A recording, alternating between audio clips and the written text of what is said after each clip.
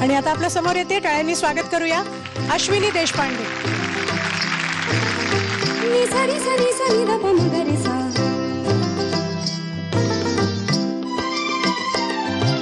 नि सा ग म नि ग प पिया बावरी पिया बावरी पिया बावरी पिया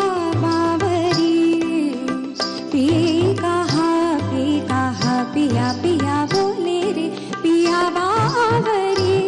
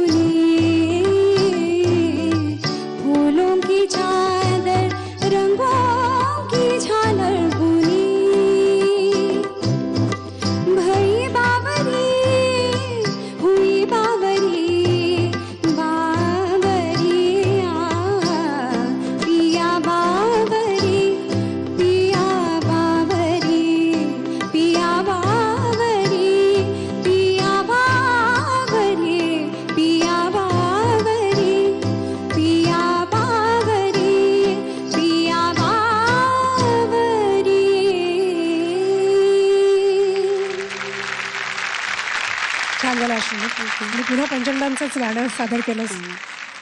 तलत जी. अश्विनी, बहुत अच्छा गाया आपने. मुश्किल कॉम्पोजिशन थी, आसान नहीं है, और आपने निभाने की पूरी कोशिश की, उसकी दाद देता हूँ मैं ज़रूर. थोड़ी जगहें कुछ इधर उधर हो गई, आप जानती हैं. मैं सबसे बड़ी बात बोलता हूँ कि एहसास जो है सुर और ताल का पहले आ जाए तो आधा फनकार वहीं पैदा हो गया. उसके बाद तो मेहनत है, काम है, तो वो सुनते रहिए आप. Good effort. And I am sure कि आप में जो बात है अभी वॉइस क्वालिटी में जो एक खनक है, ये लफ्ज उर्दू का लफ्ज है खनक. खनक आवाज में जिसकी होती है वो बहुत आगे जा सकता है. Wish all the best. तू खूप सुरीली गायिका आहेस, याच्याबद्दल काहीच डाऊट नाही. अतिशय सुरीली गायिका आहेस, त्यामुळे ते सुद्धा खूप छान झालं. फक्त आज आपण जे हिंदीचा राऊंड ठेवला आहे आणि आज हिंदीमधले इतके मोठे दिग्गज गझल गायक आपल्या बरोबर आहेत, ह्याच्यामध्ये एक छोटंसं गोष्ट समजून घेण्यासारखी की आपण परत परत तलफ्फुज म्हणजे आपण जे उच्चार म्हणतोय त्याच्यामध्ये त्याबद्दल जरा कॉन्सन्ट्रेशन अजून यायला हवं. खूप गोड गायलीस. या निमित्ताने अजून एक पॉईंट मला सांगायचं की आपण अनेकदा दोन तीन वेळा असा उल्लेख झाला की नेझल टोन वगैरे, तर नेझल टोन आता खूप छान वाटत होता.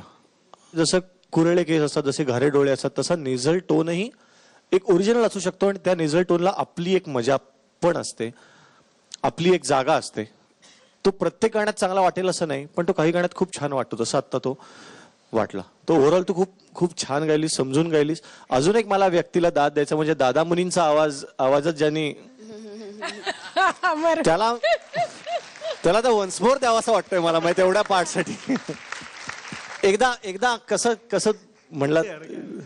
हा टिक ता ता टिक ता ता टिक ता ता टिक ता. जसं यांनी कोण पडद्यावर होतं हे बघून जसा आवाज बदलला तसं सगळ्यांनी बदलायला हवा. एक नोटीस केलीस का तू गोष्ट, जसं पडद्यावर कॅरेक्टर बघून आवाज बदलायचा तसं स्टुडिओमध्ये कोण येतं त्यानुसार त्याच्या उपमा पण बदलत असतात.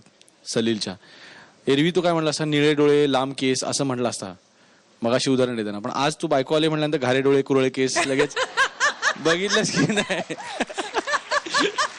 बरं आहे एमएच 12.